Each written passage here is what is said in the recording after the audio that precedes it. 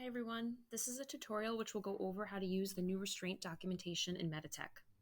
The documentation has been reformatted to be more user-friendly and in compliance with Department of Health guidelines and new Northwell policies. Before we get started, there's some new terminology to go over. 4-point restraints are now referred to as Level 2 violent restraints, and 2-point restraints are now referred to as Level 1 non-violent restraints. In this video, we're going to quickly review the process for charting on a patient that requires Level 2 violent restraints.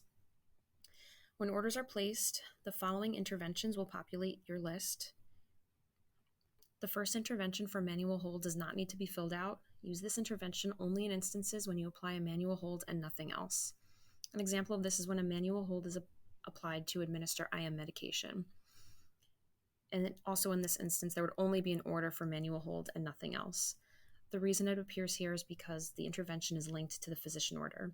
When you're charting on restraints, there will be manual hold documentation embedded within it, so you can disregard it here. The second intervention is a group intervention, which includes 4 items: the restraint pre-assessment, the start, renew, discontinue assessment, the Q30 Minute Assessment, and the Q2 assessment.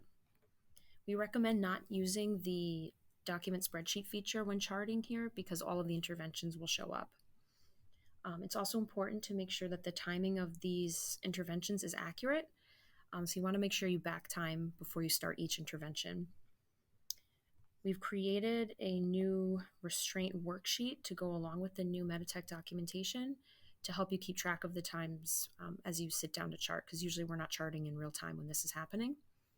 This is going to be left at the charge desk and be pre-filled by the charge nurse to help the primary nurse when they finally sit down to chart.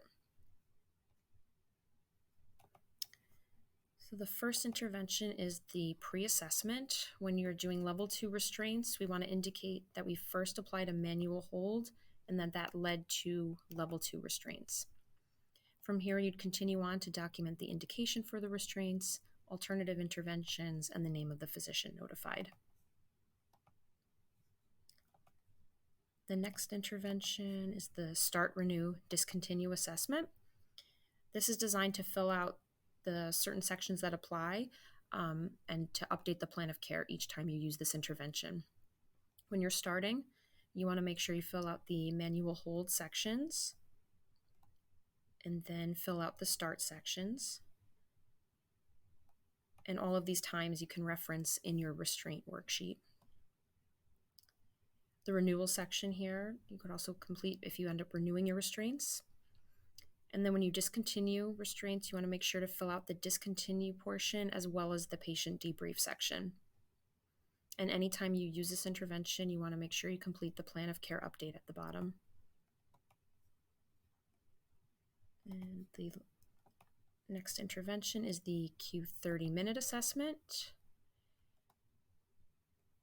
You're just doing a safety check here, checking the patient's circulation, motion, sensation, and indicating whether the patient needs to continue to be in restraints. And the last assessment is the Q2 assessment, which includes a vital sign update. And then you also indicate the patient's nutritional status, you remove the restraints, and provide or offer hygiene to the patient, and also indicate again whether they still need to be in restraints. So as your patient remains in restraints, you want to make sure to keep updating your Q30 minute and Q2 assessments. And again, you can keep referencing the restraint worksheet to help you with that. And then when it comes time to discontinue your restraints, you want to make sure you document that and always back time it to the correct time. In the start, renew, discontinue assessment, just make sure you fill out the discontinue, patient debrief, and plan of care update sections. If you guys would like to practice this new documentation, there is a patient and test that you can try it out on. There's also going to be copies of the new restraint worksheet at the ED charge desk if you'd like to reference that as you try it out. Thank you all for watching, and please reach out to the nursing education team if you have any questions.